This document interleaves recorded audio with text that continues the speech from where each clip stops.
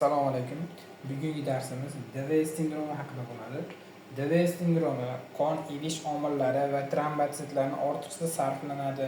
Tomirlarda mikrotromblar hosil bo'ladi. Keyin ivish omillari tugab, gipokoagulyatsiya rivojlanadi. Keyin qon ketish boshlanadi. DVS sindromi tromboz plus qon ketish sindromi deb atasak ham bo'laveradi. Bu DVS sindromining asosiy sabablari infeksion sabablar bo'lishi mumkin, akusherlik, travma va shok sabablari bo'lishi mumkin. Infeksion sabablariga sepsis, og'ir bakterial va virusli infeksiyalar, septik shokni misol keltirishimiz mumkin. Septik shok deganda savol tug'ilishi mumkin. Septik shok nima? Bu septik shok og'ir sepsisning eng xavfli bosqichi bo'lib, infeksiya sabab organizmda kuchli yallig'lanish rivojlanadi. Shuni qisqacha septik shok deb atashimiz mumkin. Keyin akusherlik sabablariga yo'ldoshning muddatdan oldin ko'chishi, amniotik suyuqlik emboliyasini misol keltirishimiz mumkin. Amniotik suyuqlik emboliyasi deganda yana savol tug'ilishi mumkin. Bu nima?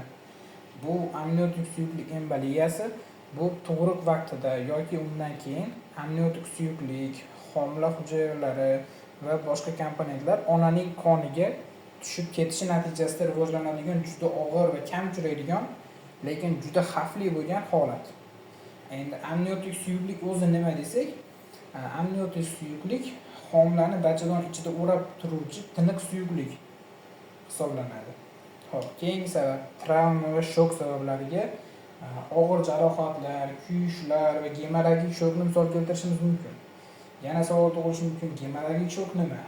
Gemorragik shokni qisqacha qilib aytadigan bo'lsak, bu katta miqdorda qon yo'qotish natijasida rivojlanadigan o'tkir qon aylanish yetishmovchiligi bo'ladi.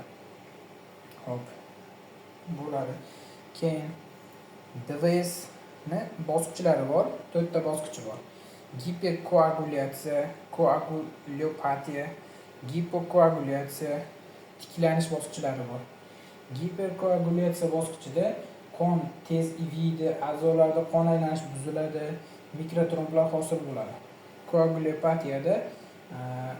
Koagulopatiyani keyin yana bitta nom bor, sarflanish bosqichi deyiladi. Koagulopatiyada trombotsitlar va ivish omillari kamayadi. Tromboz va qon ketishi birga kuchayadi.